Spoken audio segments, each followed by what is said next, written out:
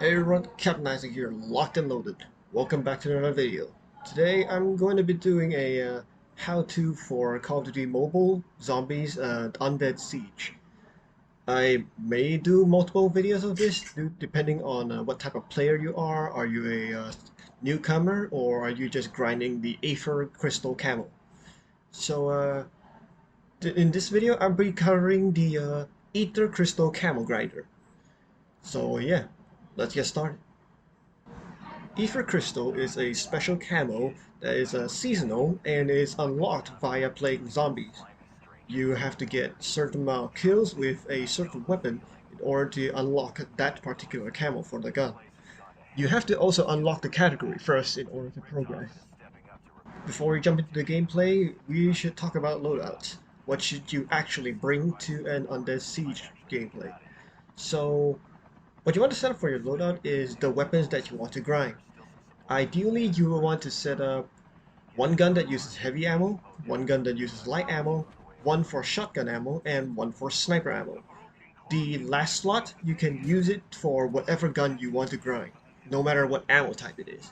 How you build your guns is, well, almost every gun should be built the same way.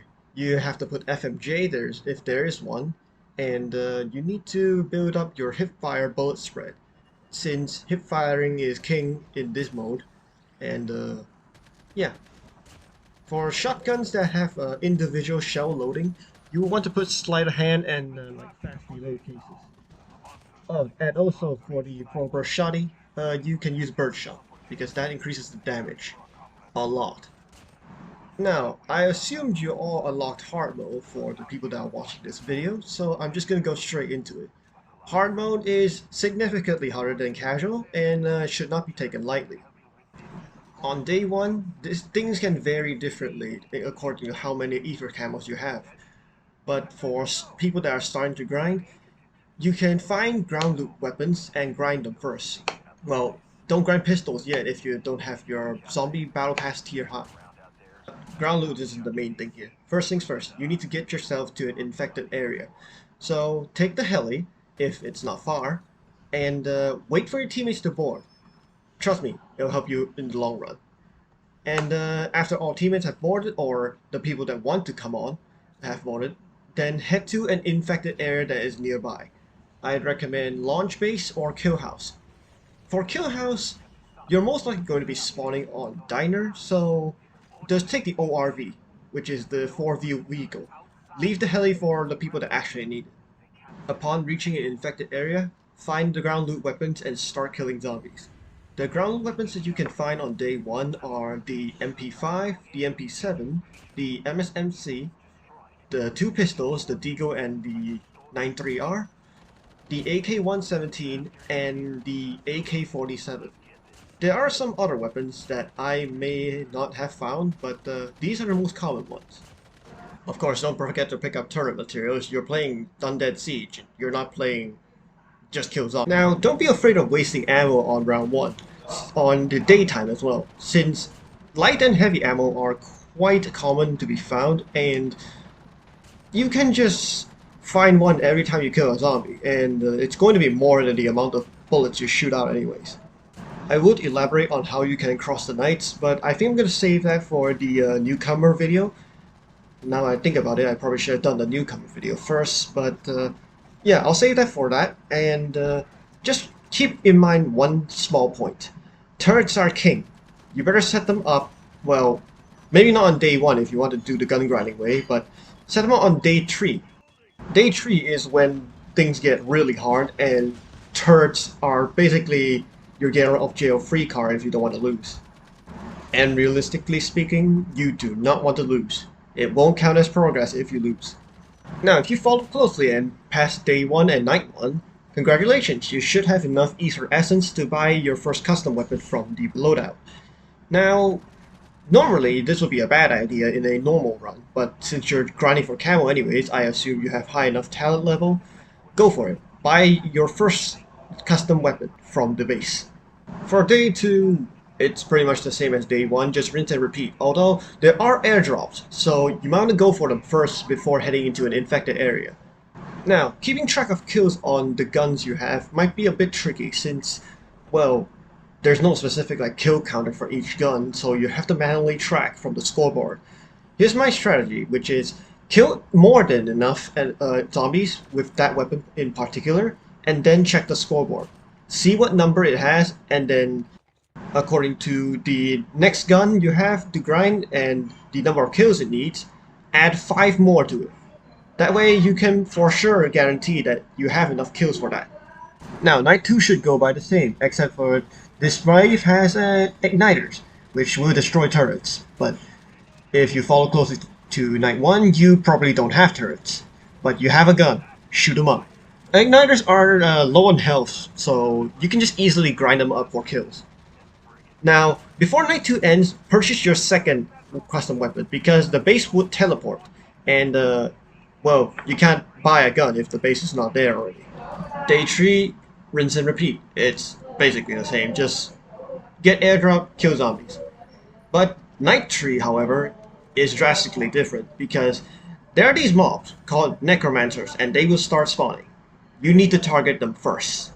The reason for this is necromancers increase the defense of zombies, which makes it very hard for your turrets or even your gun to kill them.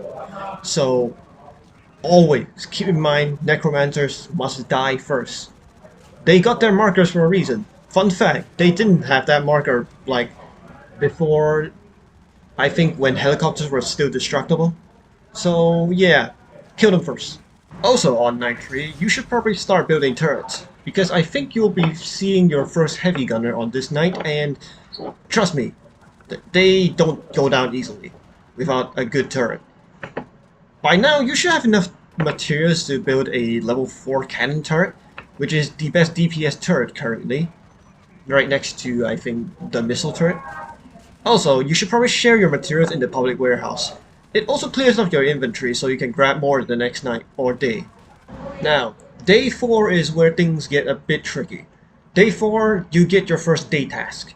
It can be one of 2 tasks, which is either the crystal task or the butcher task. The outcome of this task may drastically change the match, so do your best to actually clear these. Now, I'll go over how to properly do these day tasks in the newcomer video, but for the gun grinder video, I'm going to say the zombies that come in to the area when you're accepting these tasks, they're your key to getting more kills. Because they don't really take much damage to die, and yeah, they count as kills as well. So you can focus on damaging the crystal, and then wherever zombies that come near you, just take them out. After finishing the task, you can get a lot of materials from it.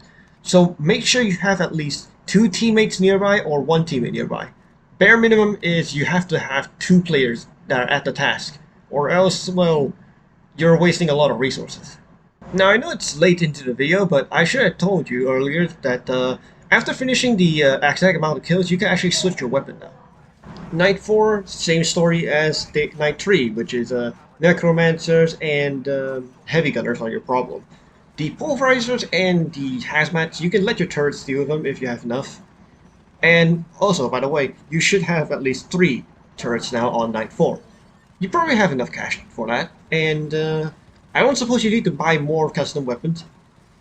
I assume you have cleared at least 3 of them, but you can do that as well, since you have 5 custom slots. I forgot to mention one point while I was editing the video. Remember to repair the base if it's damaged. You have a wrench and it can repair stuff, for a reason. Now, after passing Night 4, Day 5, the other day task will appear this time. If you got Butcher on the first one, then it will be Crystal this time, and vice versa. So also clear this task in order to guarantee yourself the win. And of course, head to Infected if you want, or get the airdrops for more guaranteed chance of success. Now, Night 5 is where things get really tricky. Night 5, if you're not careful, you will lose your base in the course of 1 minute. So pay attention to necromancers and, of course, deal as much damage to the heavy gunners. Also, help fend off any targets that are attacking the turrets. You don't want the turrets to get destroyed, or else you'll lose a big chunk of firepower. After passing Night 5, Congratulations, you have earned progress for Aether Camo for those particular weapons you used in that match. Now, I have mentioned progress. That is because you don't get it outright once you get enough kills. You have to play 6 matches actually to get 1 Aether Crystal Camo. There are some categories right now that have a double progress going on, which if I remember correctly, is assault rifles, sniper rifles, SMGs, and light machine guns. Realistically, you should grind assault rifles and SMGs first, since they're the most common picks and ammo is not rare, and yeah, generally they're just easier to do. Now, I should have missed some details regarding on how to grind Aether Crystal Camo, like, effectively, but I'll gladly answer it in the comments, because I really can't cover everything at once. So yeah, I think that's about does it for this video.